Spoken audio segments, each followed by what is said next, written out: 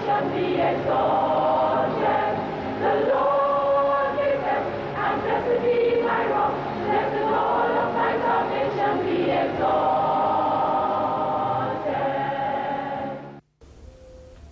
Welcome to Faith Alive. Today we're going to be focusing on the latest literary work of Father St. Rose, and with me is, to my immediate right, is Devaux, and next to her is Luvette, Louisy. Both have been involved in the work in progress and have been able to critique and in many ways edit the book, which we are going to be focusing on today. This has been In Turbulent Waters, latest piece of work by Father Lambert St. You're becoming a bit of a writer these days. I understand that it's your third piece of writing. You had Holy Week, then you had this book of poems, Helen and Sister Haiti, and now In Turbulent Waters. What's inspired this new writing, and tell us about this new book of yours? Perhaps the cover of Turbulent Waters in itself, an explicit image of the content of the book itself.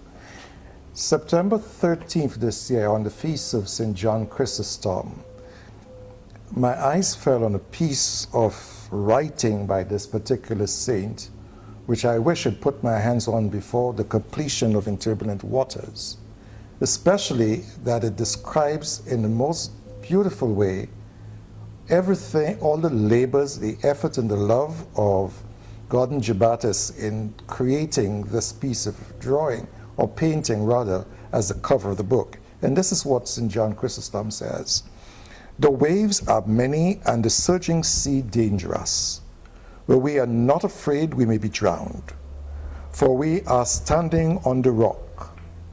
Let the sea rage as it will, it cannot split the rock asunder. Though the wave tower on high, they cannot overwhelm the boat of Jesus." And this painting is a depiction of the ship of state and old back of Christ, tossed by the wind and also the turbulent waves. You will agree what really motivated me is the historical condition in which we are living today. And you will agree that we are living in very turbulent times, globally, nationally, as well as ecclesiastically. The captains and crews on board both ship of state and the old back of Christ looks as though they are absentees. The ship are left to flounder in the winds and tossed about in the turbulent waves. The people stranded on ground, wailing, victims of subcultures, look for someone to rescue them from the evil that befalls them. But sadly, it appears that both captains and crews seem as though they are members of the same subcultures. In Turbulent Waters, rather, is a summary of 32 years of pastoral experience. Gina, Harrier, and Evita, to whom the book is dedicated, challenged me to tell their story after they were freed from a long and tedious battle to extricate themselves from the claws of a satanic cult, yes, right here in St. Lucia. Their struggle through my mind back to the genesis of my own priestly ministry, and as far back as my early childhood. My years of inculturation to understand what exactly the elders in our community attempted to do through the medium of l'histoire. This generally is what motivated me to put this writing together. Okay. But Father, I've read through the book, and there are numerous anecdotes of activities which were considered most unusual for a Catholic society, and I make frequent references to the occult. How do you explain a situation where, in your book, you make the reference that at the time the society was predominantly Catholic, and yet people were so had this propensity to engage and the occult. How do you explain that? Because this is so much at odds with what the church teaches. Sadly, Everest, I think we are all victims of cultural dislocation.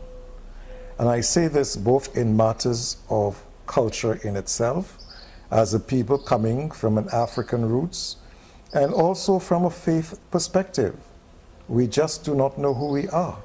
And we are searching, grabbing at any straw that is within reach to be able to find ourselves internal meaning and give it external expression, which is rather a dangerous thing. In fact, sadly, as victims of cultural dislocation, our focus was more on a universal panacea offered by the colonial masters, that we ended up being strangers to our own selves, strangers in our own skin, strangers to our historical realities, which surrounded us to the point that some of us have downplayed over the years the power of evil itself, to the extent that today many among us are still searching for an identity, and anything that offers us that identity, we grab at it, to the extent that we are becoming even not only strangers to ourselves and in our skins, but also strangers to the God who made us and the Christ who redeemed us. In the worst case scenario, we are making a charade of Christianity, regardless of our denomination, whether we are Catholic, Protestant, or what have you. All because we are victims of our culture and victims of our faith. Let me ask you, Lloyd, you've had a chance to edit that book and spend some time reading those stories. What is it in there that really caught your interest or shocked you or had you to think deeply? Well, if you look at the cover of Turbulent Waters, and as Father already said, the waves are high. And as I read the book, they got higher and higher, because each chapter seemed to move just that much deeper into the obia and into the occult. And it really got more and more shocking, to be honest with you. Now, I was never naive enough to think that there wasn't any obia here, okay? In many places all over the world, in the Caribbean particularly perhaps. And I was even familiar with some of the incidents, but I never, ever thought it went that deep in our country. And I think there is a tendency to say, as I heard on the radio today from somebody, that's ridiculous. Not in connection with this book, but I mean, when you don't know it, when you haven't felt it or seen it, it's oblivious to you. So it can't be possible. You're making this up or whatever. But I truly believe that is not the case at all.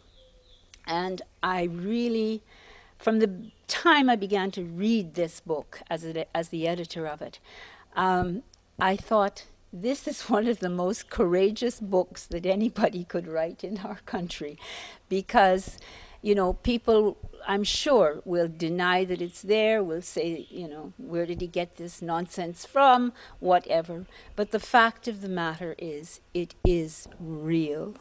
And as I read further, and as I said, I got deeper, there were times when I just sometimes had to put the book down and come back later and finish it, because it was so incredible is not even the right word, but it was just so deep into the occult. And you look around your country and you think, this cannot be, but sadly, it is. Luvette, you had a chance to critique that book. What are your thoughts? What are the things that disturbed you most about it? Well, like Laurel, I was kind of disturbed, very, very disturbed in reading that piece of literature.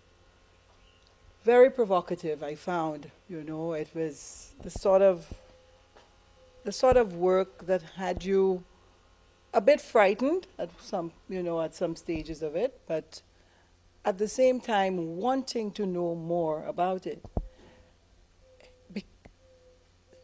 luckily, I would say, I mean, fortunately, it developed over time. So it gave you a chance to adjust to each, as it escalated, as it deepened. So I think it was a bit of a relief that, you were able to settle into appreciating a particular aspect, and then it escalated again. What really struck me, though, and I think it's that sort of depravity in the human soul. That came out at me very strongly, that, the lengths that people would go to, be able to, acquire wealth and status and those kinds of things. It's very unnerving, and I mean, in this kind of pseudo-culture that we have now, where we are all striving, for material things and, those kinds of things, it begins to make you wonder whether this in itself is not continuing and even larger than what Father has spoken about historically, whether it's not as pervasive, even in these recent times. And it's disconcerting, but it is comforting, because growing up, evil was not something that you spoke about. You knew it existed. But at some point, when you don't speak about things, what happens? They progressively, steal and, get deeper and deeper, deeper rooted into what you do. And maybe an expose like that now, that's sort of bringing it out into the open, will really help us come to terms with, the fact that it exists, and then we can really do something about it. Father St. Let me ask you, what do you say? I mean, you will get that. I'm probably anticipating it. Those who will have a chance to read the book, that a priest writing a book like that is given credence to a lot of these stories.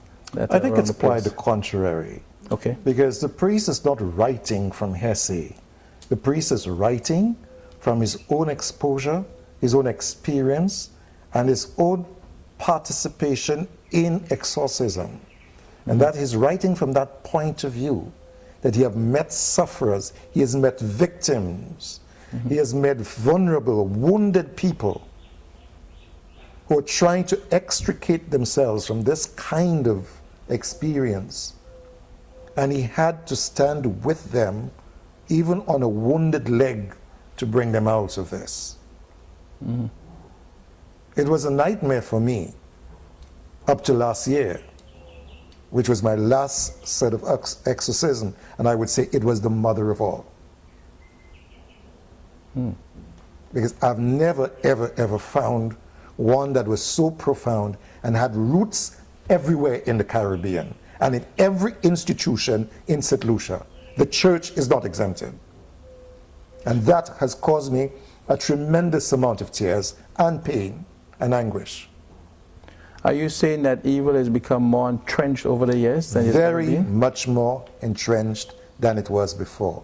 And sadly though, in the old days when we were growing up, we would look at the old little lady and the old man in the neck of the woods and be terrified of them, thinking, as you saw in certain parts of the book, where I was afraid of certain old people and kept my distance away from them. Today, it is young children. When teachers told me, candidly, Father, you're out of date. Our children are traveling to the United States to be part of the witches' conference. A teacher told me of an 11-year-old boy who was teaching other students in the school not to pray, but how to practice the black arts, because he had learnt it from his mother, his grandmother, with whom he's still living. So this is not a fly-by-night experience. That is an experience that I was exposed to, and it has carried me throughout my 32 years of priesthood. Yeah. Lloyd, you wanted to say something? I think too the whole circumstance of hypocrisy as well. Father speaks about it being in the church, and I'm sure we kind of sit up and say, what? Can't be, or whatever. But the people live such double lives that they seem to be able to manage the two somehow for far too long, actually. I remember over 20 years ago, someone came to me, for what reason, I don't know why they came to me, but anyway, and asked me if I could exercise, sorry, not exercise, be an exorcist for a young boy who was 8 years old. And I just looked at the person, my eyes, I think, went to the top of my head, and I said, I'm sorry, but I don't really know the first thing about it. I mean, and I really hadn't, hadn't heard much at that stage, 20-some years ago or whatever. And I didn't even know who to turn to, because I was told there were no exorcists here. I know in some of the other islands there are. And I kind of, sadly, I guess, I dismissed it, because I didn't think that would be possible at that time for an 8-year-old. So that's how naive I was, all right? But it has sunk into the depths of people of all ages and people from overseas who come and this kind of thing. And we're not touching the top of it, basically. And I think too, as Luvette said, we're afraid of it because it does have power over people. And we've had experiences, as we well know, in our own schools, okay? And people would say, that was nonsense, so-and-so was just sick, or this or that, or whatever. But that may, in some cases it may be, but it's not always the cases. And I think in Father St. Rose's case, I don't know if he minds my saying this, but he was introduced to this very early in his priesthood. In fact, he wasn't even a priest yet when he was called to, somebody who was in trouble at the time. So that's a good while ago, right, Father? And, I think he's amazing to have lived through this for these 32 years quietly, because I don't think too many people knew. I haven't met anybody who knew. So, and this is sort of a catharsis for him, but for the people and for ourselves to realize that what we think is so Catholic, in the minds of some, certainly not all, but in the minds of some, it has an equation that is totally, totally out of bounds. Do you think, I put that out there, probably, Father, you could respond to this. I have to say that over the years in growing up, less is spoken about these activities publicly and hitherto, and perhaps it is there's a danger in denying its existence which allows it to thrive. What do you have to say? What do you comment? I think that's the most beautiful way for the devil to thrive, is that nobody's paying attention, nobody's eyes are on me, and nobody's making reference to me as being evil, but everybody comes to me for assistance, quietly, discreetly, and nobody knows, so get along. But by and large, I would think it's a lack of spirituality among the faithful, a lack of spirituality in the church, because if you look at the church right now, our pews are gradually emptying out. There are hardly any prayers said in the schools right now, and if it is said, it is kind of a wishy-washy thing. So from that time, when prayers began to deteriorate in the country, the church began to because the state of any country is reflected, the state of any church is reflected in the life of the people in the society. If there is a high spirituality, then the church is going to be vibrant. And if the church is kind of limping, obviously the society will be limping with it.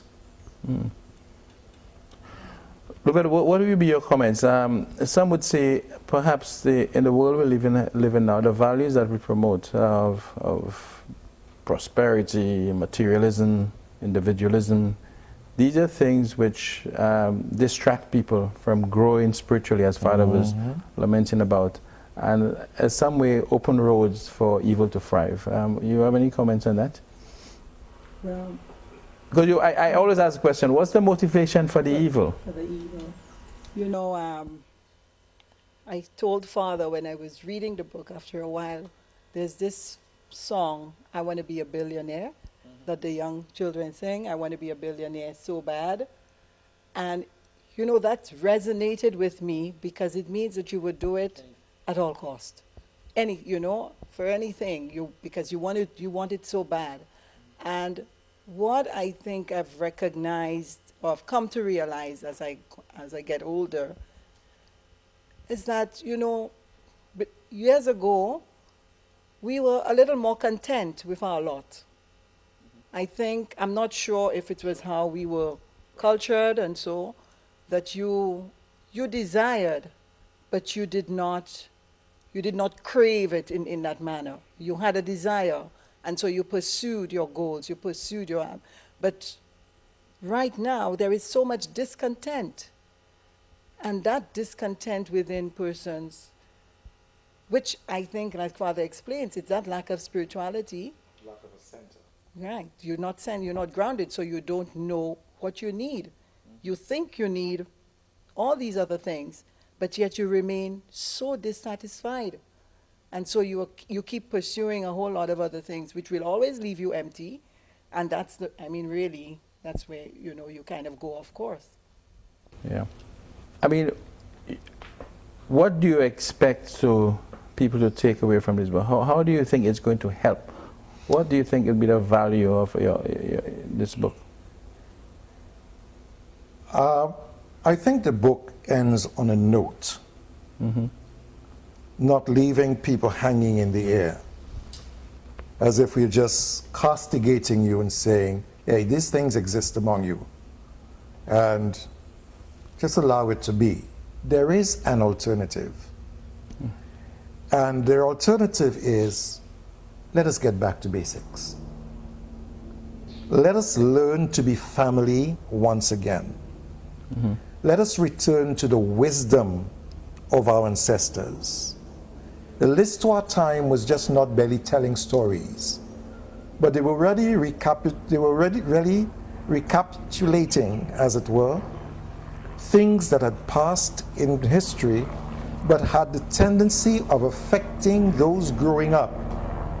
And they should be able to recognize what is evil, what is good, and avoid the evil at all costs, and be persistent in following God and Christ as the alternative. That's the only absolute that we have. And look towards the Word of God and the sacraments with longevity, and for the longevity in our faith relationship with God and with Jesus. That's where our interest must lie. We must not panic like I did in the initial stages when this woman came up to me and told me that her baby was seeing a spirit. I left the church and I ran away. Where did I run to? I ran into my office and started quarreling with God, because the seminary had not prepared me for something like this. You know? But God is God, and He allows us to rant and to rave when we want to, and He allows us to get exhausted, and when we get exhausted, we must stop.